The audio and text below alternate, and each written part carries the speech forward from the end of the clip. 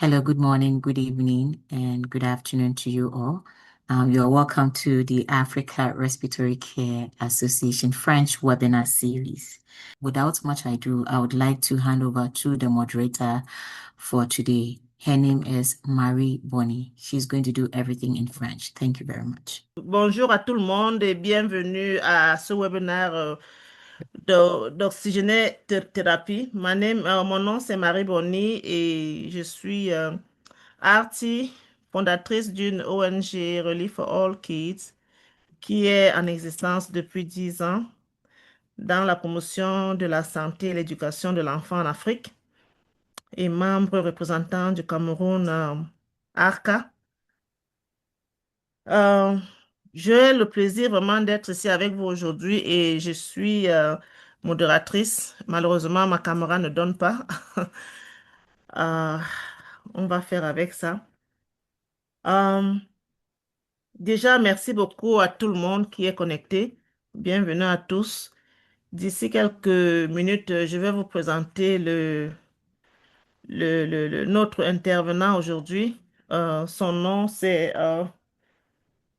euh, Monsieur Larry. Larry est Larry Massango est un inhalathérapeute camerounais basé aux États-Unis et travaille à Mayo Clinic.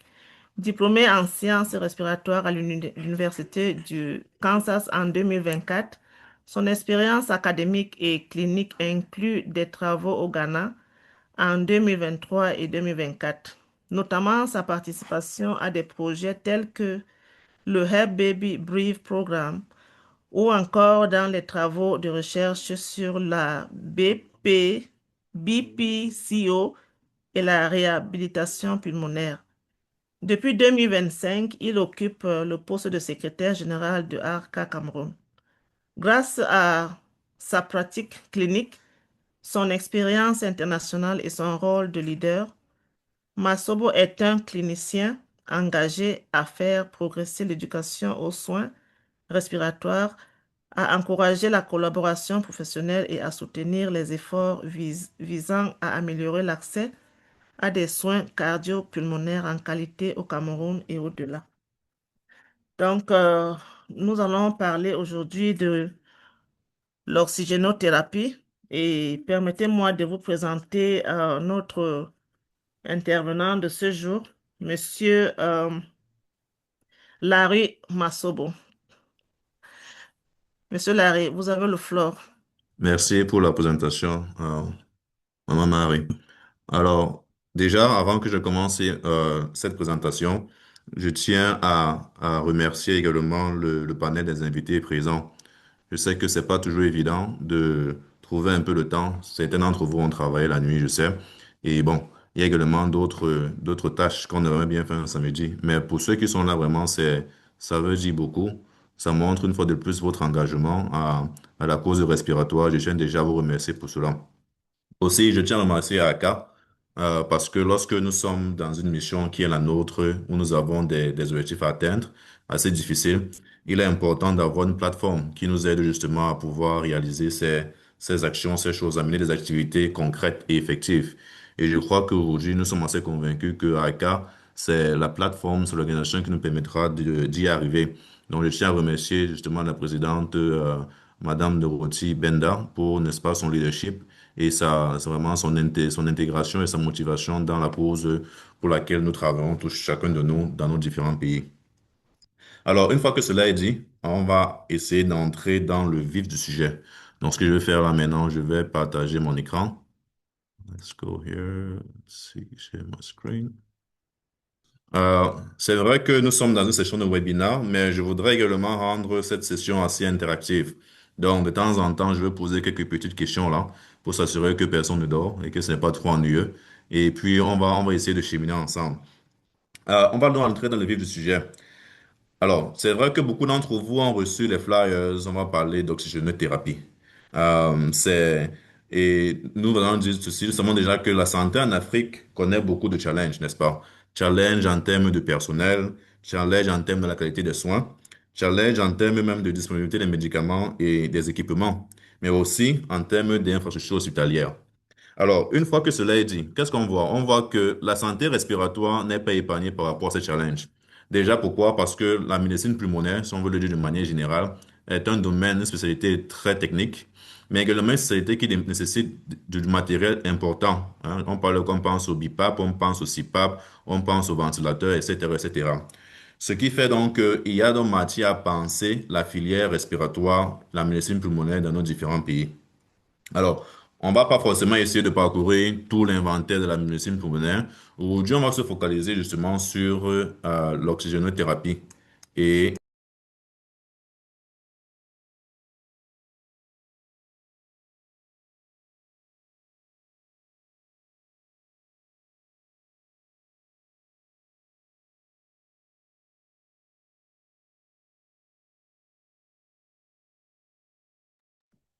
Harry, Là, you're tu es muted. muté, tu es muté.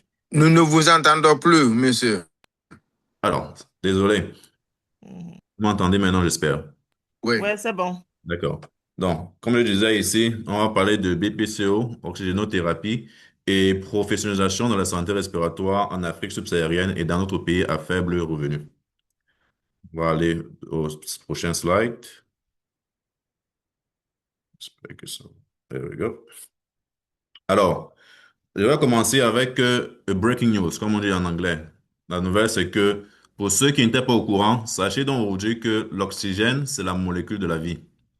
Je sais quand même beaucoup d'entre nous le savons déjà, mais c'est quelque chose d'important à réitérer. Et on va aller pas à pas. On va faire un cheminement ensemble, pas à pas, de A à Z. En disant d'abord ceci. Alors, chaque jour, de manière inconsciente, nous respirons, n'est-ce pas? L'atmosphère qui nous entoure est constituée de beaucoup de molécules, mais il y a justement deux qui sont primordiales. On a les molécules d'azote, on parle d'environ 78%, et également des molécules d'oxygène, environ 21%. Ce qui nous intéresse aujourd'hui, forcément, c'est l'oxygène, n'est-ce pas? Alors, je disais tout à l'heure que nous respirons de manière inconsciente. Alors, c'est quoi? L'air entre, l'air sort, on parle d'inspiration et d'expiration.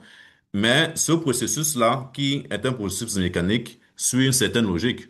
Nous savons tous que pour que l'air puisse entrer, il y a une différence de pression qui est créée, n'est-ce pas, entre notre cage thoracique et l'atmosphère extérieure.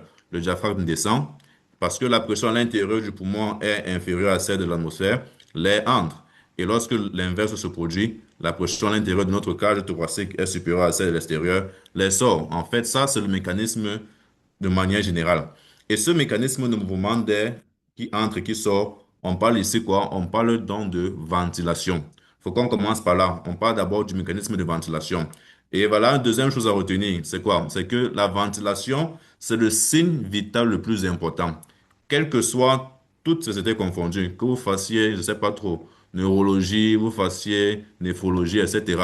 Sachez aujourd'hui que la ventilation est primordiale. S'il n'y a pas de ventilation, il n'y a pas de vie. Donc ça, c'est déjà de là où on part. Mais bien sûr, lorsque l'air entre dans nos poumons, c'est pas seulement pour aller se balader. Cet air, justement, contient de l'oxygène. Mais on va justement avoir un parcours, n'est-ce pas? Lorsque vous voyez cette petite image que j'ai là, ça va parcourir la trachée, ça va au niveau des bronchies, des bronchioles, pour aller jusqu'aux alvéoles. Les alvéoles, nous le savons tous, ce sont ces petits sacs-là qui sont très intéressants parce qu'on a une membrane où il y aura des échanges gazeux justement qui vont se produire. Bon, quand j'ai dit échange gazeux, il s'agit de quel gaz justement? C'est la question qu'on peut se poser. Voilà, on parle déjà de l'oxygène qui est entré dans nos poumons, mais on parle également d'un déchet, hein, un gaz toxique, on va me le dire, le dioxyde de carbone, qui lui vient, n'est-ce pas, des mécanismes qui ont lieu à l'intérieur des différents organes que nous contenons dans notre corps, que ce soit le foie, que ce soit les muscles, que ce soit le cerveau. Et ce dioxyde de carbone doit absolument être rejeté à l'extérieur. Donc, on va donc avoir un échange gazeux parce que ce qui est intéressant, c'est qu'au niveau de au niveau de ces alvéoles, il y a des capillaires sanguins, c'est-à-dire l'oxygène va entrer et va être transporté par le sang à travers l'hémoglobine pour aller au niveau des tissus, au niveau des organes, et le dioxyde de carbone, lui, va être rejeté au cours de l'expiration. Mais ça ne dit pas toujours pourquoi est-ce que l'oxygène est la molécule de la vie. C'est là donc que va venir ma première question. Je vais poser une question assez un peu peut-être qui n'est pas assez évidente, mais très facile. Est-ce que quelqu'un me dit, lorsque nous avons notre voiture, là, pour qu'elle démarre, qu'est-ce qu'on a besoin pour que la voiture démarre? Est-ce que quelqu'un peut se porter volontaire pour répondre à ma question?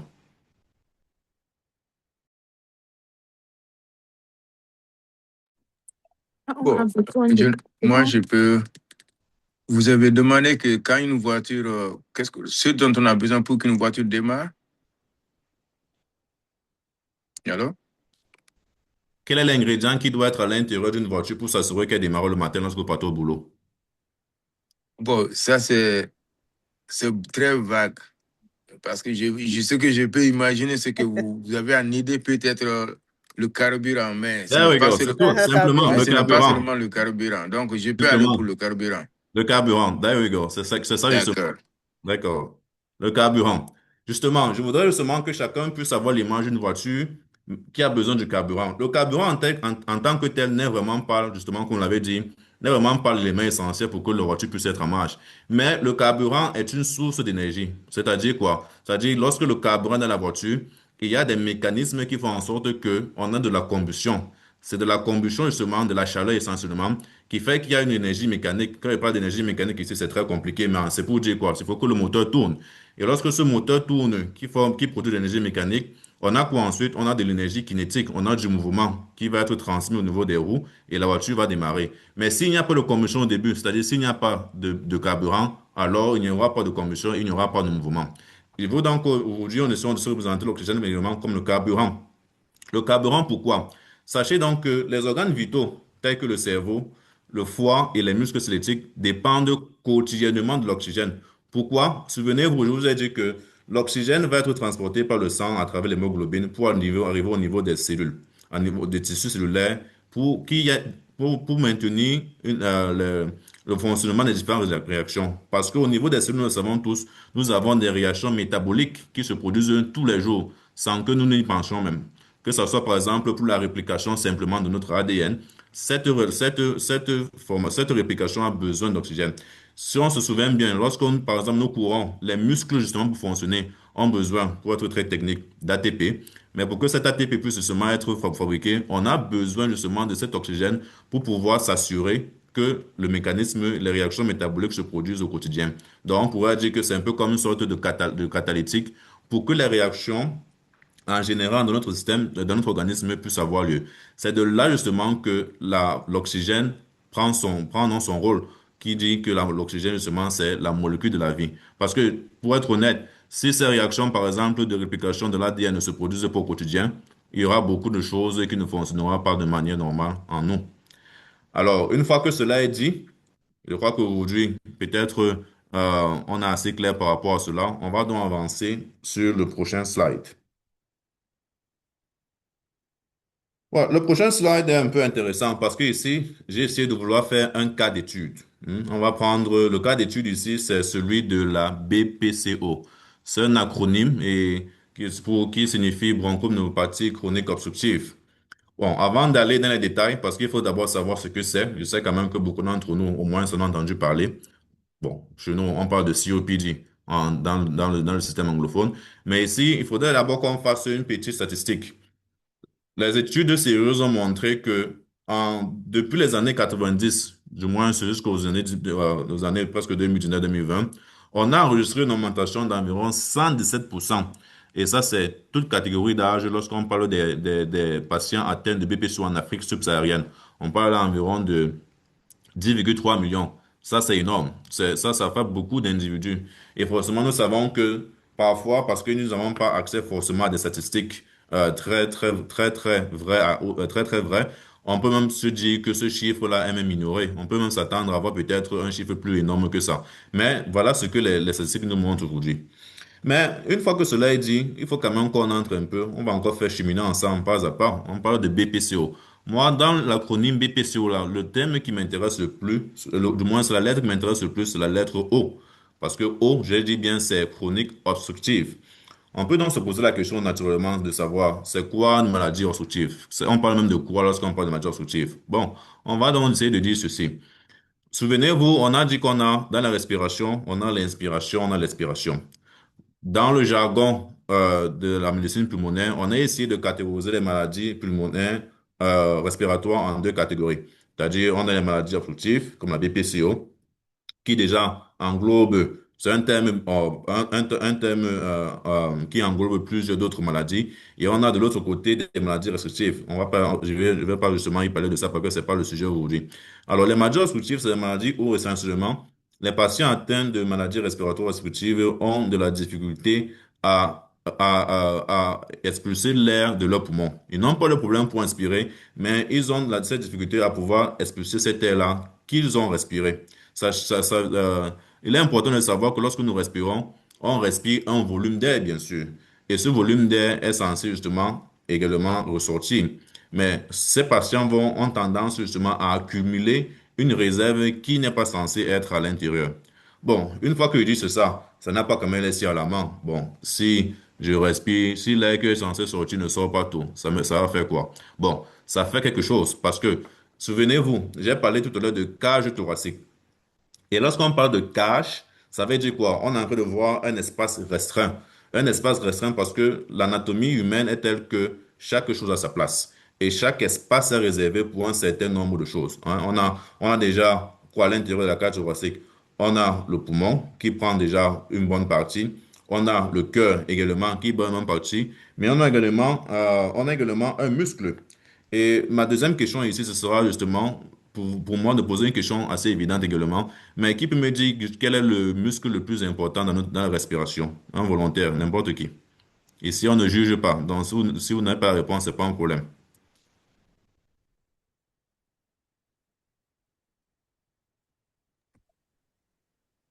Well, I would say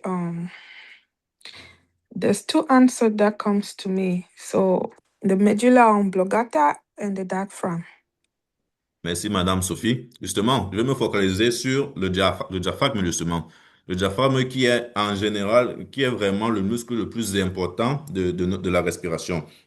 Alors, lorsque je dis donc que c'est problématique lorsqu'on a de l'air qui ne sort pas et qui est emmagasiné au fur et à mesure du temps, pourquoi? Parce que vous savez, l'air n'est pas sans masse. L'air a une masse, c'est-à-dire l'air pèse.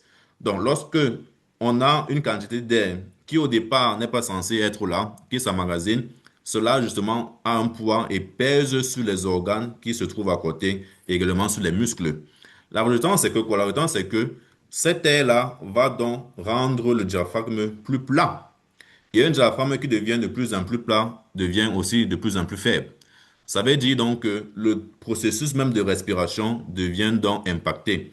Donc, c'est parce que le diaphragme devient faible, c'est parce que le diaphragme devient de plus en plus plat, on se rend compte que les patients atteints de BPCO vont devoir faire beaucoup, beaucoup plus d'efforts pour pouvoir assurer ce processus de ventilation. Et je tiens à rappeler une chose.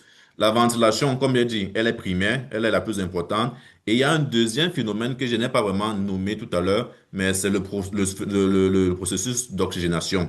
C'est-à-dire lorsque tout à l'heure je disais que les capillaires sanguins, les alvéoles, on a l'oxygène qui part, le joyau de Cameron qui part. En fait, ce processus, on le décrit comme étant justement également cette oxygénation-là. Et l'oxygénation, ça c'est à noter également, c'est le deuxième signe vital le plus important, quel que soit votre domaine. Si vous avez un patient qui ne ventile pas ou bien qui n'oxygène pas, ça c'est vraiment critique. Il faut donc s'assurer de maintenir ces deux fonctions vitales. Mais l'oxygénation, pour avoir oxygénation, il faut forcément d'abord qu'il y ait ventilation. Or, un diaphragme qui devient faible ne garantit pas une bonne ventilation et par ricochet également ne garantit pas une bonne oxygénation. C'est quoi dans la résultante? La résultante, c'est deux choses. C'est que d'abord, les patients atteints de BPCO deviennent hypoxémiques, c'est-à-dire que leur saturation en oxygène devient faible devient en dessous de la normale, mais également leur tension artérielle, ce qu'on appelle en général très techniquement la PaO2, devient également faible comparée à la normale. La deuxième chose, c'est quoi? On a bien dit, si l'air qui est censé sortir contient du dioxyde de carbone qui résulte des mécanismes qui se situent au niveau des cellules. Alors, si vous avez maintenant un volume d'air qui ne fait que s'accumuler, ça veut dire également qu'on a également une certaine quantité de dioxyde de carbone qui s'accumule. La conséquence, c'est que ce CO2-là va donc s'accumuler, s'accumuler. Et le CO2, malheureusement, est très acide. Et le sang a un pH très limité, là où il est censé être, ou au moins ce tout est ce qu'on appelle en homéostase. nous le savons. Lorsqu'on parle par exemple du pH, on parle de quoi? D'une valeur de 7,35 et 7,45.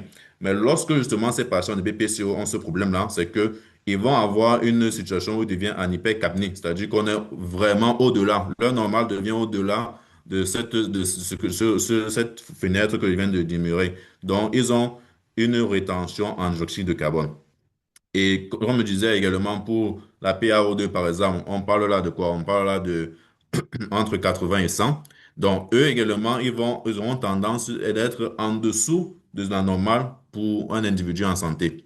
Donc, ça, c'est justement la conséquence de, comme on dit, d'avoir ce problème d'emmagasiner de l'air à l'intérieur de ces poumons qui est censé ressortir. Une fois que cela est dit, on peut s'intéresser aux symptômes. Comme on a vu ici, les symptômes vont forcément inclure la dyspnée, en d'autres termes, difficulté à respirer, de la toux, de l'augmentation de la production d'expectoration.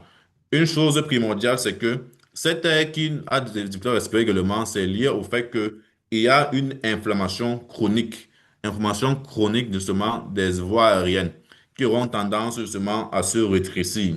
Et également, ce rétrécissement participe au fait que cette quantité d'air-là va donc rester en l'intérieur des poumons. Et lorsque cela s'inflamme, cela justement va créer du mucus. Et c'est pour ça qu'on va donc retrouver également une augmentation de la production d'expectoration chez ces individus, qui peut justement entraîner une insuffisance respiratoire légère et sévère également.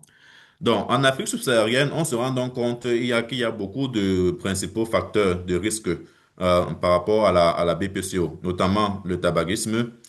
Également, on parle de l'exposition au combustible à base de biomasse et la pollution de l'air domestique. Je pense, par exemple, quand moi je grandissais, ma grand-mère préparait toujours au charbon au village. Par exemple, ça, c'est anodin, mais justement, c'est également quelque chose qui participe, et on s'expose à ça pendant plusieurs années, qui peut participer également à développer plus tard de la BPCO.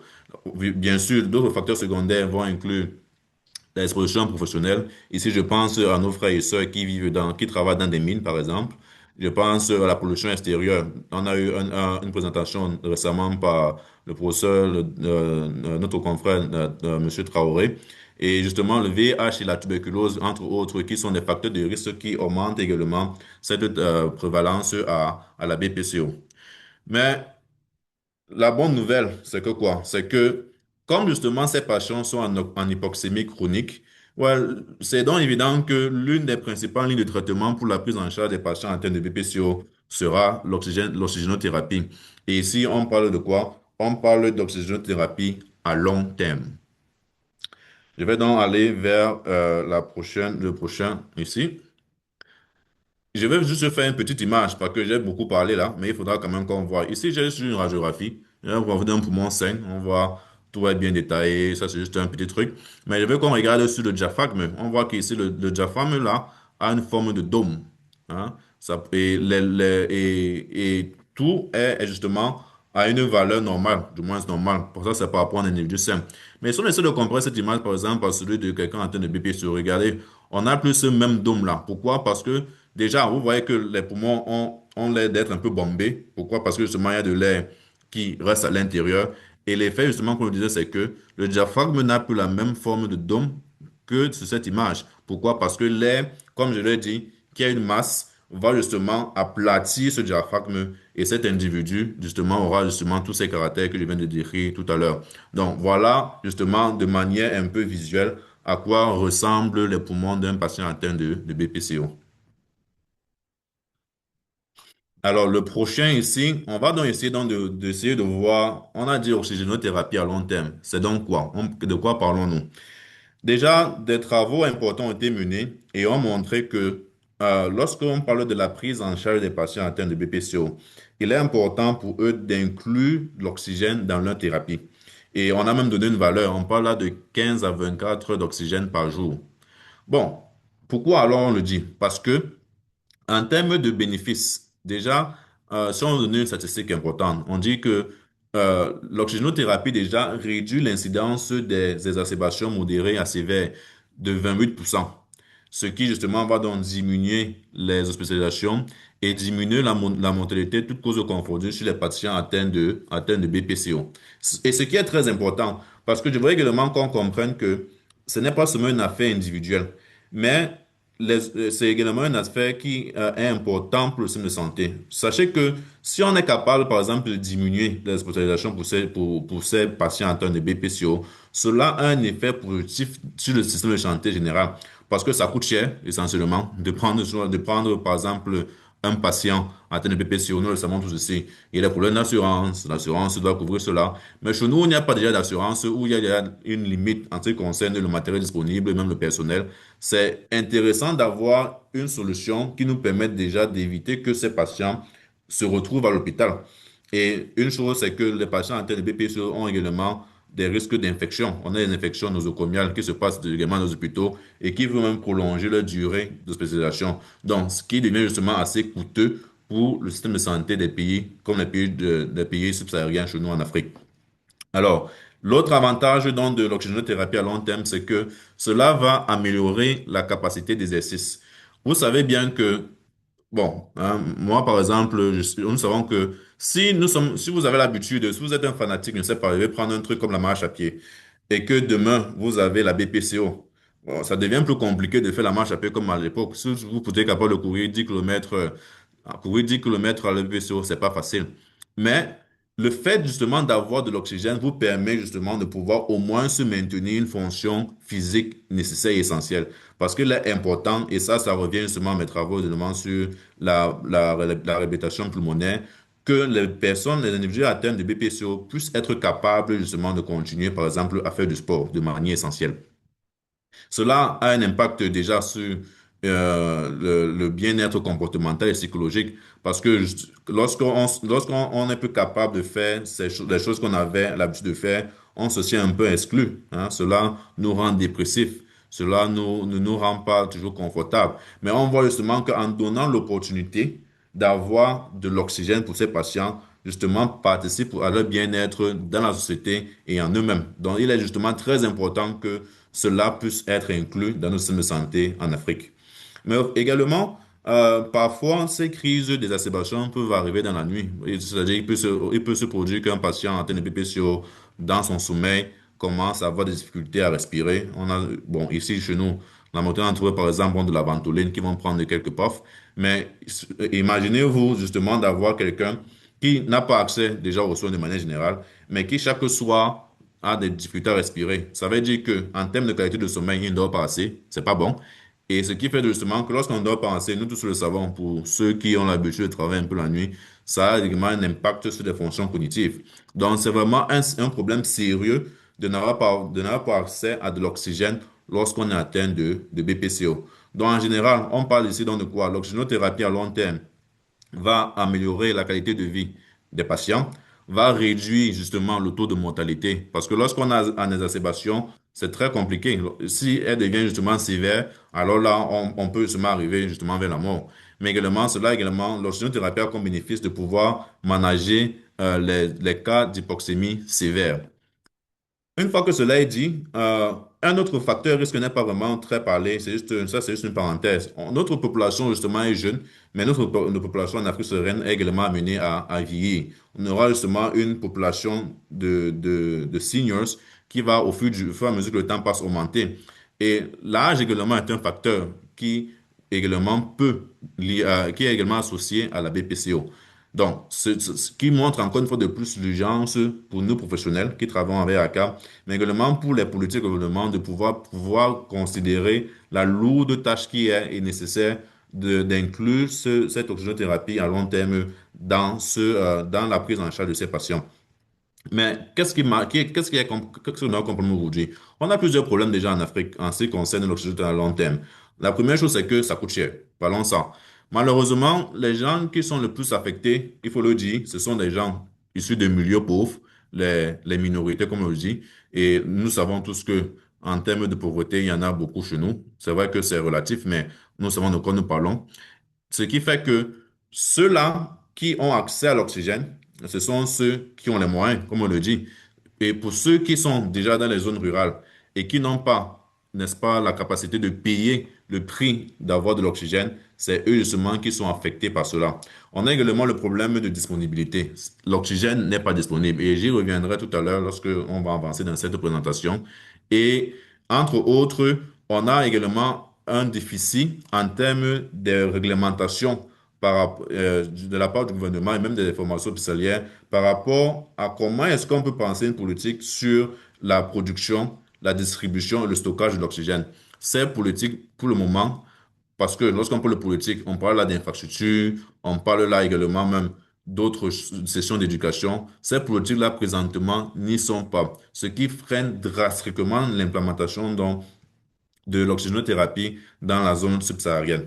Et bien sûr, on a également certaines cultures qui ne sont pas toujours en faveur d'utiliser de l'oxygène lorsqu'on est malade. C'est un peu comme on connaît l'exemple papa ici, c'est le sang. On a dans certaines cultures justement qui sont contre, par exemple, les dons de sang ou bien de recevoir du sang. Donc, on a chez nous également, dans certaines populations, dans certaines régions, dans certains villages, il y a justement ces gens des personnes qui pensent la même chose et qui, par conséquent, ne vont pas être toujours respectés ou bien utiliser l'oxygène au prix, et parfois, on va le dire, de leur vie. Mais ça, c'est entre autres, de manière générale, les différents problèmes et barrières que nous rencontrons pour implémenter cette oxygénothérapie en Afrique subsaharienne et dans les pays à faible revenu. Alors, ça, c'est une autre chose à noter. L'oxygène est un médicament. Si vous ne le saviez pas, sachez donc aujourd'hui donc que l'oxygène est un médicament. Mais c'est quoi la propriété d'un médicament? Hormis le fait qu'il est thérapeutique. Bon, il peut être thérapeutique ou non, mais dans ce cas ici, c'est l'oxygène est thérapeutique. Un médicament, c'est quelque chose qui doit, même, quel que soit le médicament aujourd'hui chez nous, qu'il soit prescrit ou pas, il y a justement une notice, n'est-ce pas, hein? Là, quand vous partez en pharmacie, on prend n'importe quoi, il y a une notice, du moins, on vous dit, vous allez prendre ce médicament, c'est telle dose, vous allez prendre à une fréquence bien précise. Et également, vous ne pouvez pas dépasser un certain nombre, par exemple, de capsules à prendre. Et on vous détermine également que, oh, si vous prenez ce médicament, sachez que voilà les effets secondaires également qui peuvent se produire. Ce format justement s'applique également pour l'oxygène. C'est-à-dire que l'oxygène, lui, il doit être prescrit, il doit être surveillé et il doit être ajusté correctement. Parce que on a dit que ce n'est pas, bien qu'il soit un traitement, il peut aussi forcément être une mesure de confort. Mais l'oxygène, en tant que médicament, comme tout autre médicament, peut avoir des effets secondaires non désirés. C'est pour ça qu'il est important que ce suivi-là, cette réglementation, une fois de plus, qui ne se passe pour la plupart de nos pays en Afrique, soit là et qu'on comprenne tous que ce n'est pas seulement quelque chose qu'on met pour mettre. C'est-à-dire que je vois un patient, hein, même s'il est peut-être à, je sais pas, moi, j'ai vu des cas, par exemple, où un patient, même à 98%, 90%, mais il a toujours ce 5 litres d'oxygène. Donc, quand on est peut-être dans les pays nantis, comme ici, aux États-Unis, on peut peut-être s'amuser de le faire de manière assez vague, mais chez nous, parce qu'il y a déjà un manque en termes de disponibilité, il est justement essentiel que chacun de nous puisse comprendre la valeur de cet oxygène et la nécessité d'être sobre par rapport à son utilisation. Sobre pour déjà le bien du patient, mais également pour le système en général. Pourquoi? Parce que c'est pas seulement le manque d'oxygène qui est un problème, c'est également le fait qu'on donne trop d'oxygène à un patient qui peut être nocif. Lorsqu'on donne trop d'oxygène, je vais prendre une population assez simple, pour ceux qui sont peut-être, qui ont la tendance à travers les enfants. Hein? On parle là, par exemple, ici de toxicité par l'oxygène.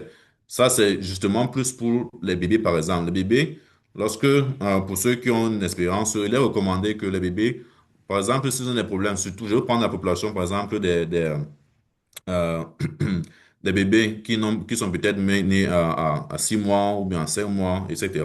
Le terme m'échappe. Mais par exemple, lorsque ils seront sur une assistance respiratoire, qu'est-ce qu'on fait? On n'utilise pas vraiment l'oxygène pour pouvoir pallier cette hypoxémie parce que leurs poumons ne sont pas assez développés. On va plutôt essayer d'utiliser du CPAP pour pouvoir justement régler ce problème d'oxygénation.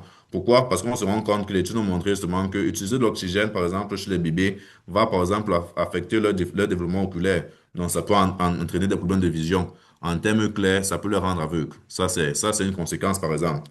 Et l'autre conséquence, tout à l'heure, j'ai parlé de BPCO. C'est que ça, c'est une autre parenthèse, mais il faut comprendre que la raison pour laquelle vous et moi, nous respirons, on a deux mécanismes essentiels. Le premier mécanisme, le plus important, c'est le CO2. Chaque fois, chaque temps que nous vivons, il y a un mécanisme d'homéostase, encore une fois de plus, qui fait en sorte que le CO2 doit atteindre à une certaine valeur qu'il ne doit pas dépasser. Et notre cerveau envoie des stimulus à travers le nerf phrénique pour que nous puissions respirer, pour pouvoir justement éliminer ce CO2, qui fait en sorte qu'on soit dans cette zone que j'ai parlé tout à l'heure de 7,35 et 7,45.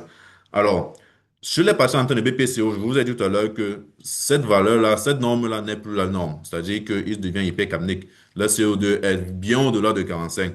Et c'est pas vraiment un problème. Pourquoi? Parce que le corps va essayer justement de compenser justement ce qui doit justement être problématique. Mais la conséquence, c'est quoi? La conséquence, c'est que eux, ils suivent le deuxième chemin, qui est le chemin justement en termes par rapport à l'oxygène. C'est-à-dire, c'est l'hypoxémie, en fait, qui entraîne les patients de BPCO de continuer à respirer.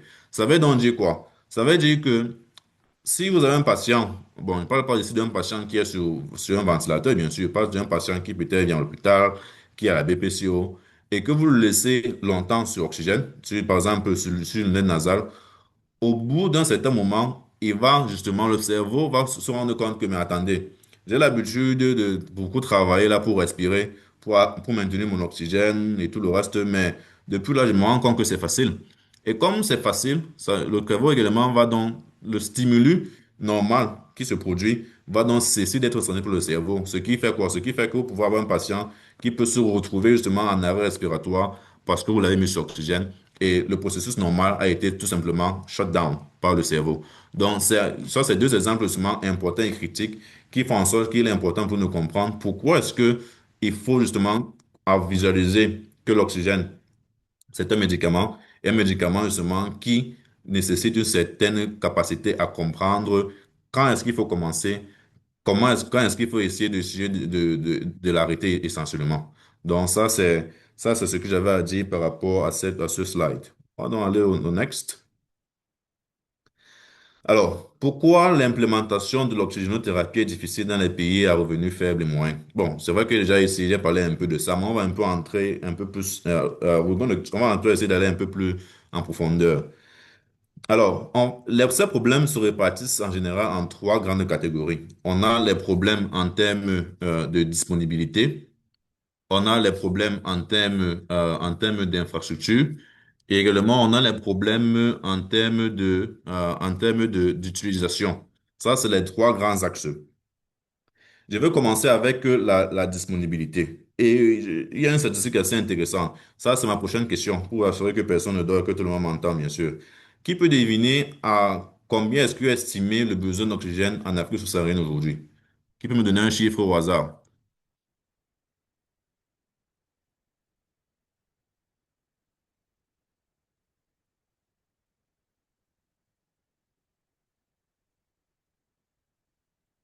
Si personne ne veut son mieux, je vais choisir une personne, hein. Ah, je crois qu'il y a quelqu'un qui sort mieux déjà. Allez-y, s'il vous plaît.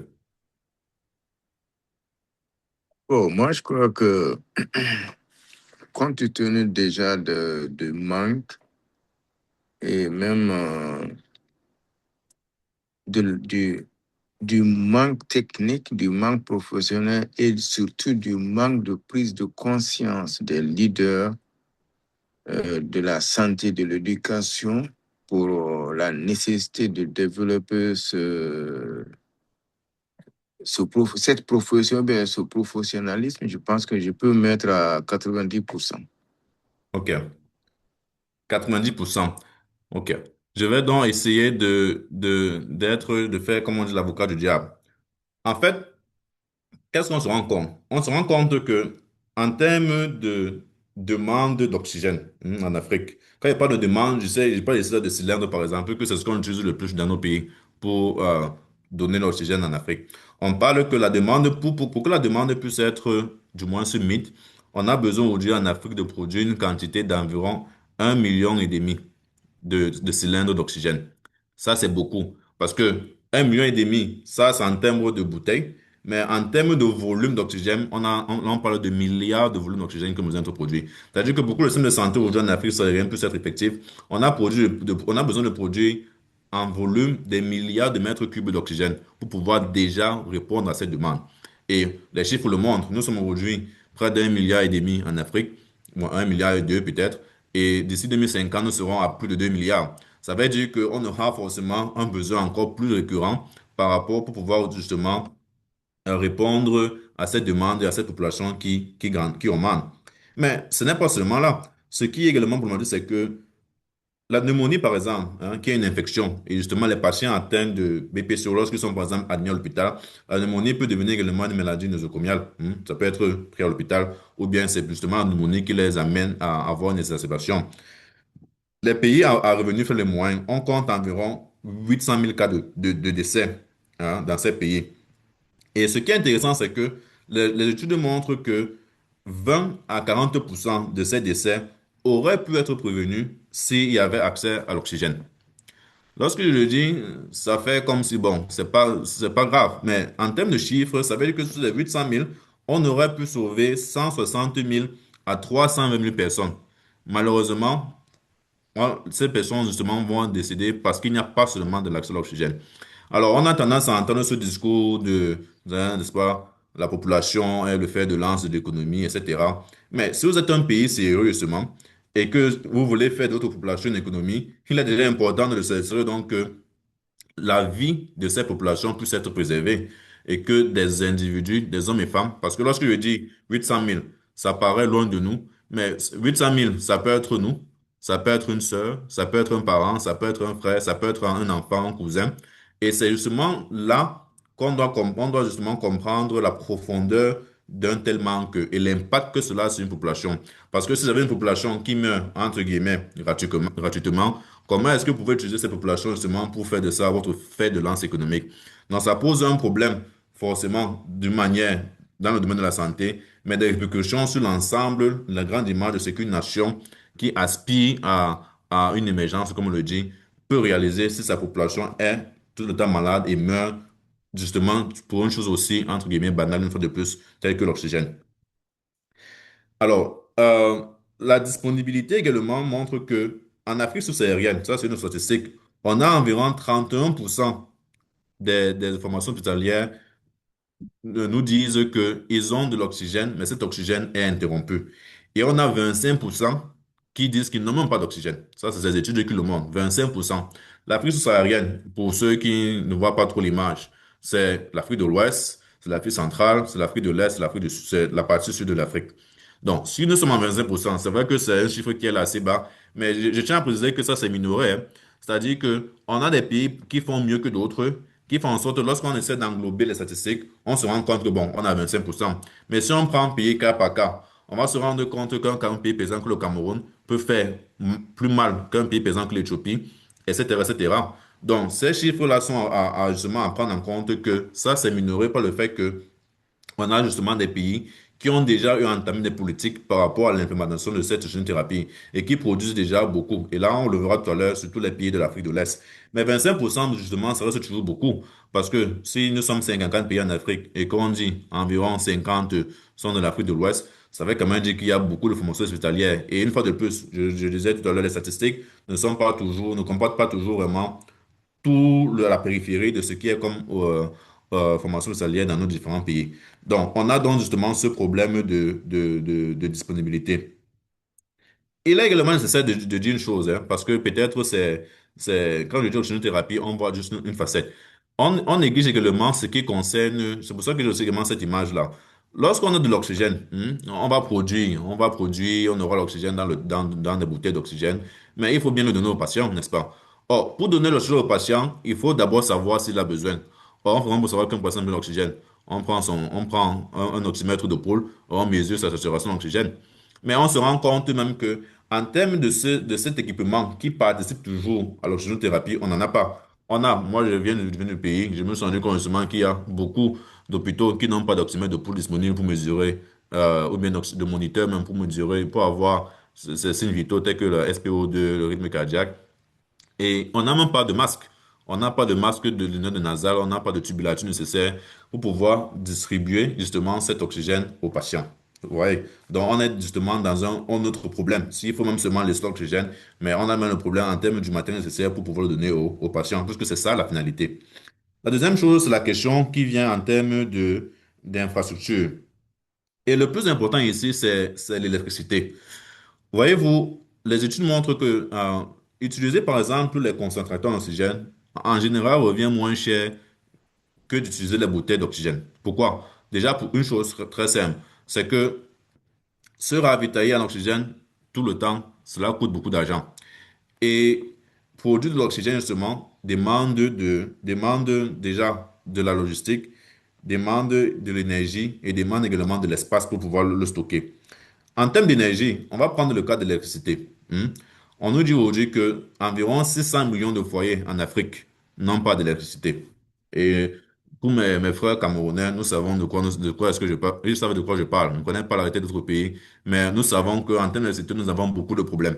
Ce qui fait que si aujourd'hui vous avez des hôpitaux, par exemple, qui décident de dire que bon, nous, on va opter plutôt à acheter des concentrateurs pour au moins savoir une certaine disponibilité en oxygène.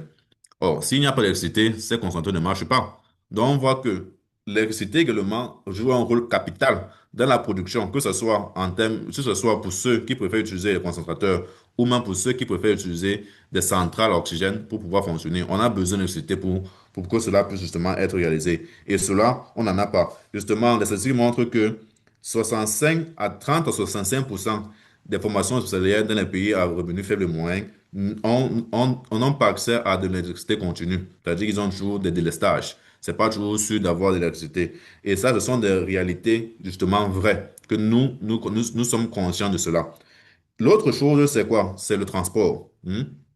Quand on parle d'infrastructure, c'est pas forcément que, bon, je vais aller à l'hôpital, ne sais pas, de Malabo ou bien en Guinée équatoriale, quelque part là-bas, et puis bon, je veux voir s'il y a l'oxygène, si on a les bouteilles, on a l'électricité. Non. En fait, pour que l'oxygène, parce que cet oxygène n'est pas seulement produit comme ici chez nous. On a ici souvent, c'est quoi? On a des centrales d'oxygène qui sont quelque part dans la zone de l'hôpital, et c'est de là que l'oxygène est produit. Quoique, les bouteilles d'oxygène sont généralement produites ailleurs et sont délivrées à l'hôpital pour être utilisées. Mais nous connaissons, hein, surtout encore ceux qui sont dans les zones rurales. Ma grand-mère qui est au village là, si elle n'est pas aujourd'hui dans un centre de santé et qu'on lui dit que maman, tu as la BPCO, tu as besoin d'oxygène, bon, il est fort probable que l'hôpital lui dit qu'il n'y a pas d'oxygène. Pourquoi? Parce que déjà, en saison sèche, même si les routes sont plus ou moins abordables dans les zones rurales surtout, et c'est exactement parce que ça, c'est une population qui est très affectée par cela. Même si la zone sèche, il y a les routes, bon, entre guillemets, les routes sont plus praticables. Dans certains endroits, lorsqu'il commence à pleuvoir, nous savons que quand il pleut chez nous, ça peut durer 4 à 6 mois. Et les routes deviennent complètement impraticables. Ça veut dire que même si l'État a quand même a décidé, par exemple, de pouvoir délivrer ces oxygènes, bouteilles d'oxygène dans les centres de santé et les hôpitaux ruraux, il devient quasiment impossible de le faire. On se rend donc compte que si par exemple une formation médicale a reçu l'oxygène en janvier, ou bien du moins je vais dire en mai, c'est la dernière fois, et que les pluies commencent, il est possible qu'on peut attendre jusqu'au mois d'août pour que l'hôpital puisse seulement recevoir de l'oxygène. Seulement l'infrastructure routière également, qui n'a rien à voir avec le système médical, mais cela a un impact par rapport justement à la distribution de l'oxygène qui est nécessaire justement à la prise en charge de ces patients. C'est quoi le résultat de ça? Et ça, c'est très important. C'est que si vous avez un membre de votre famille, n'est-ce pas, hein, nous sommes peut-être une vingtaine ici aujourd'hui, mais si chacun d'entre nous, nous avons un membre de famille qui part à l'hôpital, dans un hôpital, peut-être, je sais pas, dans un village, dans une ville qui n'est pas vraiment comme une sorte de mégalopole, lorsqu'on va lui dire que maman, ou bien mon frère, monsieur, vous savez, vous avez besoin d'oxygène, il faudrait que. Et nous, on n'a pas l'oxygène. Mais si vous partez, je prends le cas de mon pays, si vous partez à Douala, qui est une des grandes villes, à tel hôpital, là-bas, vous aurez accès à cet oxygène-là. Si nous sommes 20, et que si nous avons justement chacun de nos membres de notre famille, ça veut dire que déjà, vous avez 20 personnes qui seront obligées de quitter leur village et d'aller justement vers la ville. Et cela est problématique. Pourquoi? Parce que nos villes, nous le savons déjà, sont très peuplées. Et comme elles sont très peuplées, si on a également cette migration des patients venant des zones rurales pour la ville, ça veut dire que déjà tout le monde ne sera pas servi. Parce que ça devient un peu, c'est la loi de qui peut payer. Nous savons que les populations rurales n'ont pas les moyens de le faire. Ça veut dire que l'hospitalisation de la formation médicale en ville va forcément prioriser ceux-là qui sont capables de payer. Si vous n'êtes pas capable de payer, vous ne recevez pas de soins. Donc, ça fait en sorte que le système en général devient vraiment paralysé. Et c'est pour ça qu'il est important également que les politiques puissent également prendre en compte ces populations rurales pour que ces gens n'ont plus besoin de pouvoir se déplacer autant très loin pour pouvoir recevoir un médicament aussi simple que l'oxygène. Et c'est pour ça que j'essaie de vous vouloir également mettre en avant le fait que ceci n'est pas seulement une affaire de l'hôpital. Non, c'est une affaire qui impacte l'économie, qui impacte le système de santé en général d'un pays. Et pour finir, l'utilisation. Bon, mais c'est vrai que j'ai déjà brossé un peu par rapport à l'utilisation. Euh, mais la statistique qui m'a un peu intéressé dans mes recherches, c'est quoi? C'est que 35% des formations hospitalières dans la région subsaharienne ont, ont une lunette nasale et un masque simple disponible pour pouvoir distribuer l'oxygène aux patients. Et on parle d'un. Moi, j'étais au Ghana, par exemple, et lorsque l'on entre, par exemple, aux urgences, ce n'est pas un patient que j'ai vu toute une population. Dans le cas du Ghana, on a deux grands hôpitaux qui sont les hôpitaux de référence. Et c'est également, ils ont également beaucoup de zones rurales. Donc, beaucoup de personnes, justement, étaient référées dans ces deux grands hôpitaux. Vous pouvez imaginer le nombre de personnes qui peuvent justement, lorsque vous entrez aux urgences, vous pouvez imaginer le volume de patients qui est. Maintenant, si vous avez forcément, peut-être ce volume, si vous avez 100 patients, et vous avez seulement même 20 qui ont la BPCO et que vous n'avez que une lunette nasale et un masque simple, là, ça veut dire forcément déjà que tout le monde ne sera pas servi. Ce sera encore la loi de qui peut payer, mais également, on aura justement beaucoup de décès. Donc, en termes d'utilisation, le matériel nécessaire à délivrer l'oxygène aux patients n'y est pas. Et ce manque est justement énorme, quelle que soit la région, le pays dans lequel on se trouve. Et justement, les politiques doivent également travailler pour s'assurer qu'on puisse avoir cela de manière continue. Une fois que cela est dit, on va donc passer au prochain. Alors, c'est donc quoi la solution? Hmm? On fait comment? On va faire comment? On évolue comment? Bon, on peut dire qu'il y a beaucoup de choses, mais la chose qui m'intéresse aujourd'hui, c'est la partie, on va dire la partie main-d'œuvre. Main-d'œuvre, c'est-à-dire dans les professionnels de santé. Parce que vous pouvez avoir tous les équipements high-tech du monde en termes d'équipement, mais si ce n'est pas le personnel de santé, ça ne sert à rien. Donc, on va donc commencer donc par la base, qui est le personnel de santé. Alors, deux points importants. Le premier, c'est que quoi? La première étude que j'ai eue, dont je parlais, qui parlait plus de l'intégration de l'oxygène à long terme pour les patients atteints de BPCO, a fait une conclusion. Une des conclusions qu'ils ont fait, c'est quoi? C'est que il y a un manque de formation et de connaissance du personnel de santé par rapport à l'oxygénothérapie. C'est pas moi qui le dis, c'est les études de nos confrères africains qui le disent, eux-mêmes, qui se sont rendus compte de cela. L'autre, c'est quoi? C'est que l'autre étude également qui parlait justement des challenges par rapport à la disponibilité de l'oxygène dans les nations africaines nous dit que en ce qui concerne l'initiation, l'ajustement et le management de l'oxygénothérapie dans les formations de santé en Afrique, le constat est le même. Il y a un manque de connaissances, il y a un manque de compréhension et un manque de formation dans ces formations hospitalières par rapport à l'oxygénothérapie. Bon, c'est vrai qu'on peut accuser beaucoup de gens, mais ça veut dire quand même que c'est un problème. Ça veut dire que où est le problème? Bon, je ne vais pas essayer de m'attarder beaucoup sur le problème, mais je vais justement d'apporter une solution. Parce que cette solution, bon, cette partie de l'oxygénothérapie, renvoie à quelque chose que Aka justement essaie de vouloir apporter comme plus-valeur dans nos pays africains. Parce que justement, je dis toujours, lorsqu'on parle d'initiation, lorsqu'on parle de révolution en termes dans le domaine de la santé, c'est pas seulement la technologie, c'est pas seulement que les gens ont accès, on va commencer à faire le charting comme on le fait ici là de manière électronique. Non, c'est également par rapport au personnel. Qu'est-ce qu'on apporte au personnel, ou moins qu'est-ce qu'on introduit dans les systèmes de santé pour que la qualité des soins des patients puisse être meilleure. Et je crois que à justement, notre mission, c'est quoi? C'est de pouvoir apporter cette profession qu'est la profession d'inhalothérapeute ou bien thérapie respiratoire. Pourquoi? Nous tous ici qui sommes présents et qui sont des thérapies respiratoires, nous savons justement que lorsque nous parlons d'oxygénothérapie, dans quel que soit l'endroit où nous travaillons, c'est notre domaine, n'est-ce pas? Pourquoi? Parce que dans la formation que nous recevons une formation par rapport à l'évaluation du besoin d'oxygène, par rapport au type de dispositif à utiliser, par rapport à la demande du patient ou bien la présentation symptomatique du patient, par rapport à la connaissance même de la physiologie de l'oxygène. Il y a une formation qui est justement impliquée lorsque nous allons par exemple à l'école essentiellement, hein. En général, les thérapeutes respiratoires sont essentiellement précieux dans l'évaluation, la délivrance de l'oxygène, dans le suivi des patients et la formation du personnel, mais également très important dans le développement des protocoles et l'amélioration de la qualité. Parce que de manière générale, dans les hôpitaux, on ne fait pas seulement les choses pour faire. On fait les choses en suivant un protocole. Et si aujourd'hui, si il faut écrire des protocoles, par exemple, sur, OK, comment est-ce qu'on utilise l'oxygène dans un hôpital, qui sera mieux placé que les experts justement dans ce domaine? C'est pour ça justement qu'aujourd'hui, nous militons énormément pour que les pouvoirs publics, les formations hospitalières, les organisations médicales dans nos différents pays puissent être conscients du fait que ce n'est pas seulement une affaire d'avoir l'oxygène, non.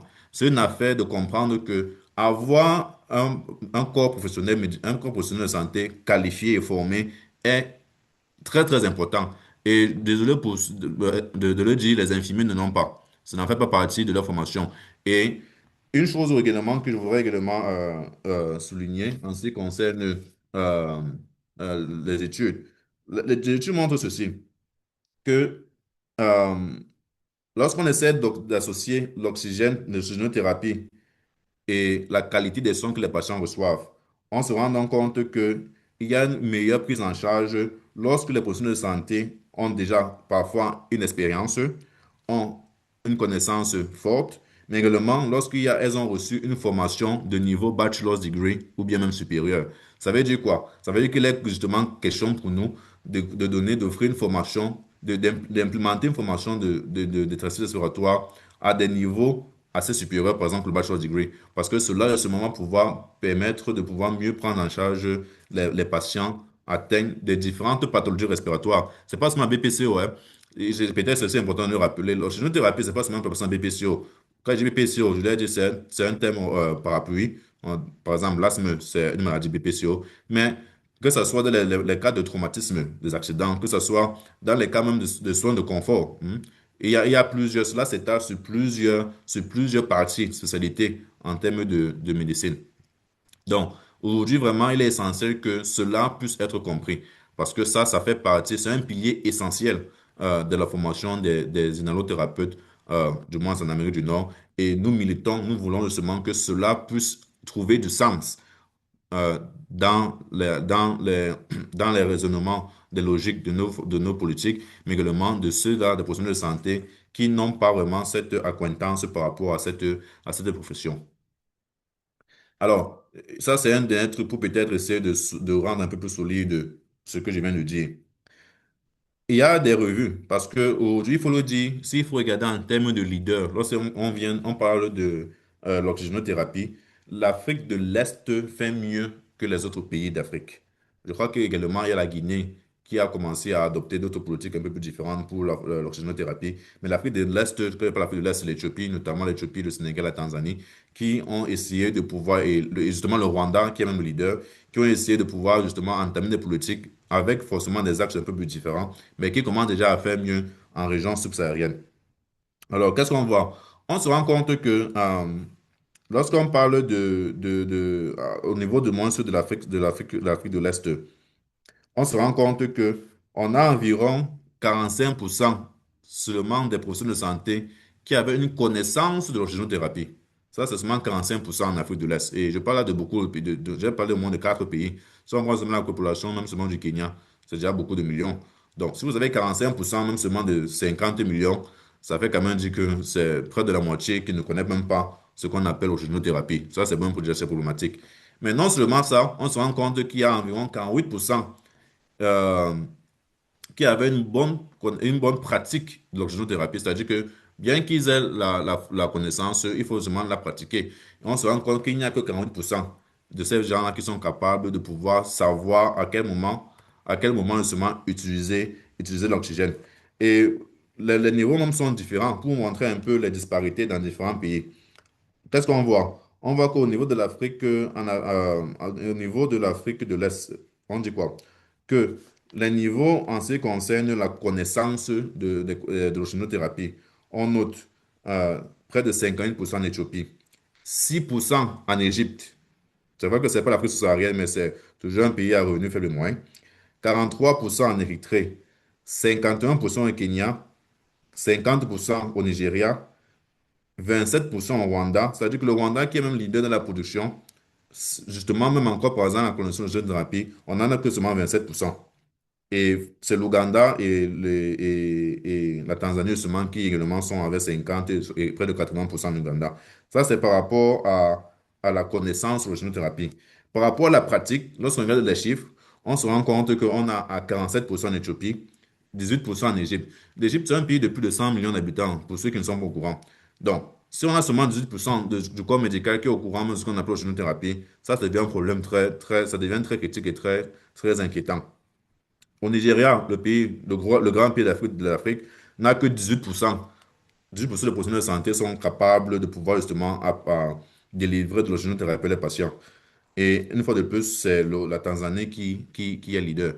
Et les meilleures pratiques là étaient associées à quoi? Qu'est-ce qui faisait que certains pays faisaient mieux que d'autres en termes généraux?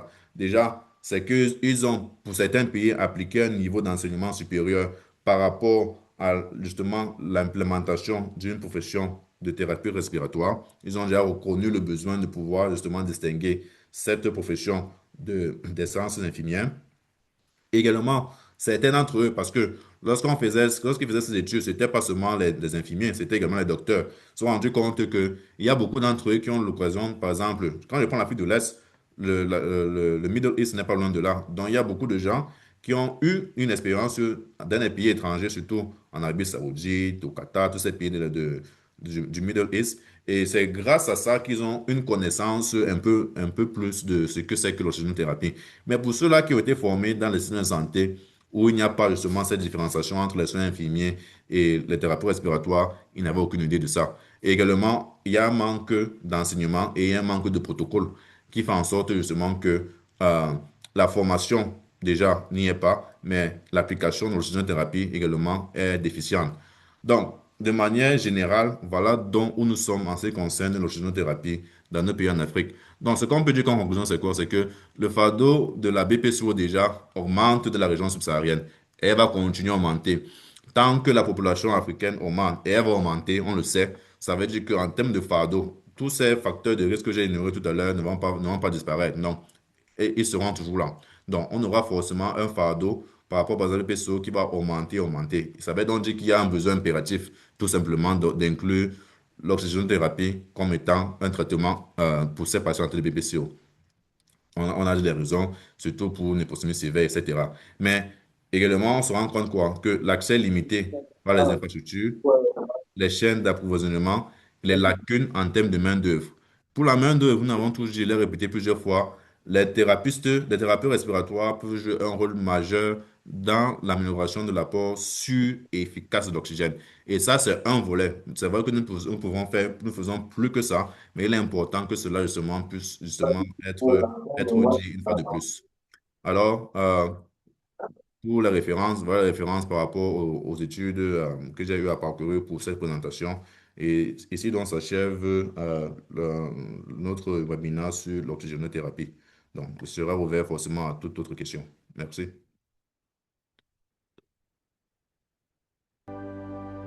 Respiratory care is not just a medical specialty, it is the fundamental bridge between a crisis and a second chance at life. That is why we created the Africa Respiratory Care Association, because we believe every breath matters and every life matters.